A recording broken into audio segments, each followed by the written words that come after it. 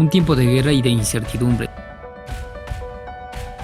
Los primeros años de este siglo han sido de guerra y de incertidumbre, con dudas de la capacidad de seguir proporcionando alimento, educación, sanidad y bienestar a la gran mayoría de seres humanos, por la creciente desigualdad económica. Todos los recursos disponibles pueden acabar siendo insuficientes por la contienda que George Bush inició en 2001 contra los países del mal. Obama, por una parte, renovó la Guerra Fría y por otra, la guerra universal contra el Islam. La presidencia de Barack Obama. En 2009, el primer presidente afroamericano de los Estados Unidos, el demócrata Barack Obama, recibió un país sacudido por la crisis económica y el fracaso del proyecto imperial de su predecesor. Prometió retirar las tropas de Irak, el cierre de la cárcel de Guantánamo, revisar las relaciones con Rusia y China y buscar un nuevo acomodo con los musulmanes del mundo entero. Sin embargo, Obama, al igual que otros presidentes, no solo no cumplió lo que había prometido, acabó realizando lo contrario. La aprobación en 2010 por el Tribunal Supremo de la ley de Citizens United, que liberalizaba el gasto político de las empresas, privilegios fiscales alcanzados con Bush, le obligó a negociar con los republicanos la renovación de los recortes de presupuestos en una ley que confirmaba las excepciones para los más ricos. En la política económica continuó con lo del pasado, dejando a un lado la confianza de los sindicalistas de la AFL-CIO. En cuanto a la guerra, conservó al secretario de Defensa Robert Gates, que lo había sido con Bush. Si bien pretendió que en 2011 había acabado la misión de combate contra Irak, prosiguió la guerra contra los talibanes y Al-Qaeda en Afganistán. En la política exterior contribuyó a liquidar los movimientos de la primavera árabe que iniciaron en 2011. Acabó aplastada por el islamismo radical, con la tolerancia de Estados Unidos. El peor error fue la participación en la operación contra Gaddafi en 2011. Estados Unidos dio apoyo por recomendación de la secretaria Hillary Clinton. El resultado fue un desastre. En vez de que Libia se instale un gobierno estable, se produjo la desintegración del país por milicias islámicas independientes. Norteamericanos y británicos hicieron el juego a Nicolas Sarkozy, que en 2007 había recibido 50 millones de euros de Gaddafi como ayuda para su campaña electoral, a quien sus servicios de inteligencia habían comunicado que el dirigente libio, a quien se le calculaba unas reservas de metales preciosos valoradas en más de $7.000 millones, pensaba crear una moneda panafricana basada en el dinar libio para reemplazar al CFA, el franco colonial francés. Hillary lo sabía, no dudó en mezclar a Estados Unidos en la operación y completó su hazaña el 11 de octubre en televisión, celebrando entre risas el asesinato de Gaddafi. La realización política más positiva fue la reforma sanitaria, con la mayor oposición de los sectores conservadores y del negocio médico. A la industria farmacéutica se la ganó comprometiéndose a no buscar el abaratamiento de los medicamentos. El 20 de septiembre del 2016, Obama, frente a Naciones Unidas en su discurso de despedida, intentó limpiar su imagen. No pasaba de señalar los males existentes sin proponer una solución. Obama, en lo que respecta a América Latina, amenazado por el giro a la izquierda de estos países, utilizó acciones para recuperar el dominio. Comenzó en Honduras con Zelaya, que negociaba con las comunidades campesinas una reforma que garantizase la propiedad de las tierras que cultivaban. Derivado en 2009 por un golpe de Estado con el apoyo de Hillary Clinton y el nuevo presidente Porfirio Lobo. Se aprobó toda una serie de leyes para facilitar a empresas internacionales a la explotación de plantaciones, minas y recursos naturales. En 2013, la caída del obispo presidente Fernando Lugo de Paraguay representó la vuelta del poder de los terratenientes, triunfo conseguido por vía electoral gracias a ayudas financieras norteamericanas y el apoyo de medios de difusión controlados por las burguesías locales.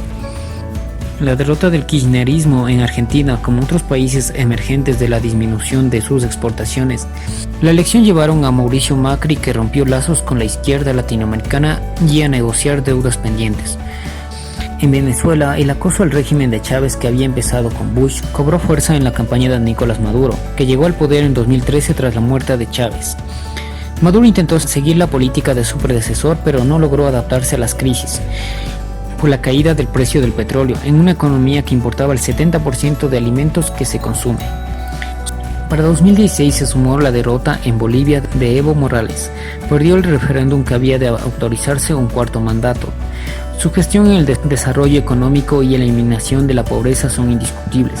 pero tuvo casos de corrupción que se dieron en las organizaciones del MAS.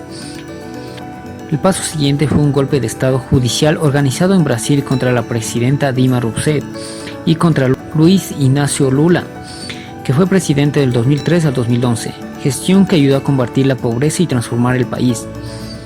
Una de las muestras de la doblez de la política de Obama es una visita en Cuba en 2016, en el que un periodista norteamericano le pregunta al presidente Raúl Castro por los presos, mientras Obama, sonriente, le escucha, como ignorando que en la isla de Cuba hay presos políticos sometidos a condiciones inhumanas, que son los que Estados Unidos retienen en Guantánamo.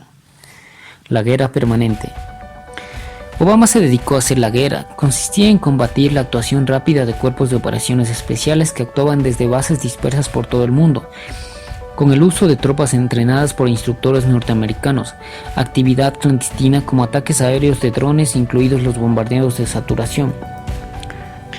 No menos problemática es la forma de actuar de los cuerpos de operaciones especiales como los Navy SEALs, que tuvieron en Afganistán una amplia actividad de muertes silenciosas y límites porosos, como el asesinato de Osama Bin Laden.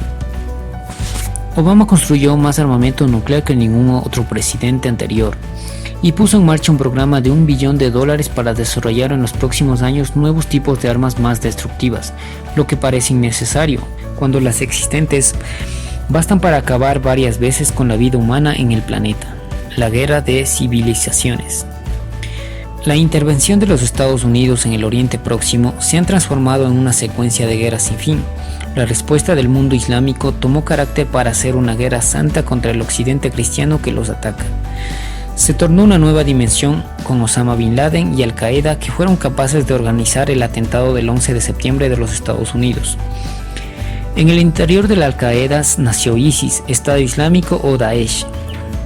Fueron las victorias alcanzadas en Irak en 2014 y 2015 las que llevaron a la conquista de Mosul, Fallujah y Radami, las que dieron una base territorial al Estado Islámico. El Estado Islámico se ha financiado sobre todo con los impuestos de sus súbditos, con la venta de petróleo y con rescates de los secuestros. Se convirtió en un foco de atracción de jóvenes, tanto musulmanes de origen como conversos, que acudieron a sumarse a esta revuelta antioccidental y anticapitalista como alternativa a una sociedad que les margina y no les ofrece esperanza alguna para el futuro. Desde 2011, miles de jóvenes se integraron en sus filas, atraídos por la fascinación que ejerce una revolución, asociada a un estilo de vida igualitario. La situación más compleja es la que se da en Siria, donde lo que comenzó con una manifestación de la primavera árabe complicó por la intervención de Estados Unidos, Arabia Saudita y Turquía. La CIA desestabilizó en 2006 el régimen de Bashar Assad, quien es uno de los dirigentes políticos más corruptos de todo el territorio. La política de acoso a Rusia comenzó en 1998, con la decisión del Senado norteamericano de extender la OTAN hacia las fronteras de Rusia. Siguió con George Bush y con sus simpatías por la Revolución Rosa de Georgia en 2003 y por la Revolución Naranja de Ucrania en 2004-2005, y ha llegado hasta un extremo alarmante a partir de 2014.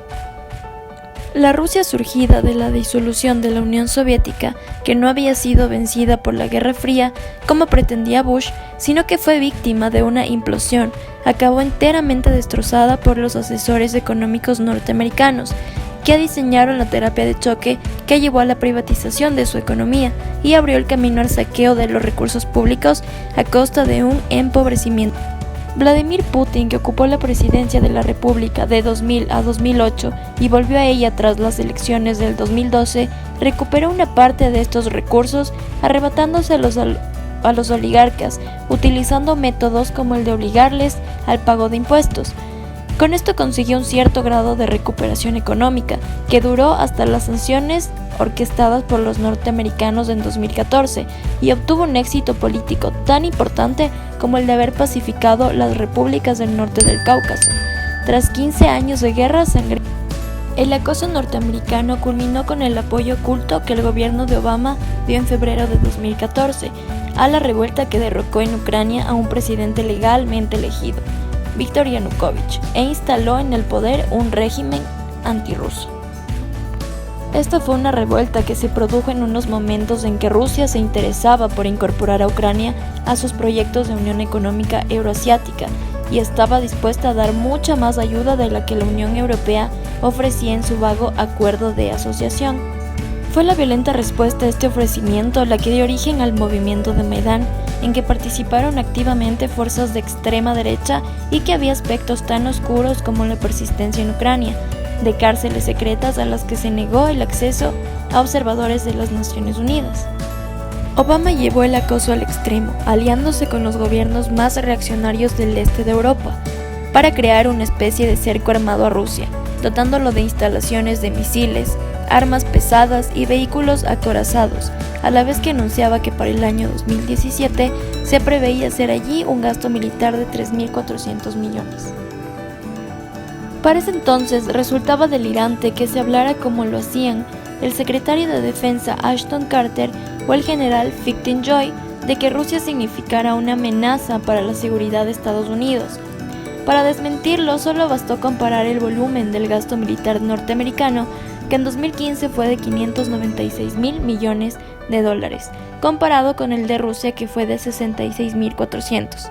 Algo que llevó al propio Putin a reconocer que América es una gran potencia y que en la actualidad es probablemente la única superpotencia, y que el mundo necesita de estas naciones potentes como Estados Unidos. Lo que no se necesita es que impidan que Europa establezca una buena relación con ellos. Por otro lado, la relación de Estados Unidos con China se desarrolla de acuerdo con las reglas de la Guerra Fría. Los aliados de Estados Unidos en esta política de confrontación con China son esencialmente Japón, India y Australia, con quien en 2015 realizaron los norteamericanos unas maniobras militares secretas en gran escala, cuyo objetivo era desarrollar un plan para bloquear las rutas marítimas que usa China. Esta amenaza tuvo la respuesta en la celebración posterior de maniobras navales conjuntas de las flotas de China y de Rusia. Uno de los móviles de la hostilidad norteamericana es sin duda el deseo de frenar la evasión de Rusia y de China del control económico ejercido por Estados Unidos a través del Fondo Monetario Internacional y del Banco Mundial. Es a esto a lo que obedecería lo que Michael Hudson llama una nueva guerra fría financiera global, en que el Fondo Monetario Internacional se ha dedicado a cambiar las reglas para aislar financieramente a Rusia y a China, a la campaña organizada por Estados Unidos para implantar el TPP. Cabe mencionar que China reformó su economía y recuperó su crecimiento sin repetir la desastrosa experiencia de la liberación rusa. El proyecto de Deng Xiaoping se apartaba del modelo soviético, en primer lugar por el hecho de que no se basaba en la privatización, sino en la continuidad de un control público descentralizado que daba una gran autonomía a los gobiernos provinciales y municipales. El cambio más importante fue el de transformar un modelo de crecimiento basado en las exportaciones en otro, dirigido hacia el consumo interno y los servicios. Al margen de estos cambios internos, el futuro de China se orienta hacia un gran proyecto de desarrollo euroasiático que se realiza en estrecha asociación con Rusia. Paralelamente, la cooperación entre China y Rusia ha adquirido una considerable importancia. En junio de 2016, Vladimir Putin viajaba a Beijing por cuarta vez desde la subida al poder de Xi Jinping en 2013 para concretar una serie de programas de cooperación como el que garantiza a China el aprovisionamiento de gas natural por parte de Gazprom en un periodo de 30 años. En septiembre y octubre de 2013, Xi Jinping, hijo de un hombre perseguido durante la Revolución Cultural, presentó un plan para la creación de un cinturón y una ruta, un proyecto que aspira a promover una expansión económica en Eurasia a través del cinturón económico de la Ruta de la Seda y de la Ruta de la Seda Marítima, sobre la base de la colaboración internacional. Para ello se requiere un considerable desarrollo de las infraestructuras, que ha sido el objetivo por el que se creó en 2015 un Banco Asiático de Inversión e Infraestructura, al que se unieron inicialmente 57 países, con participantes como Gran Bretaña, que desempeñaba una de las 5 vicepresidencias, Brasil, Francia o Alemania. Solo Estados Unidos y Japón prefirieron quedar fuera.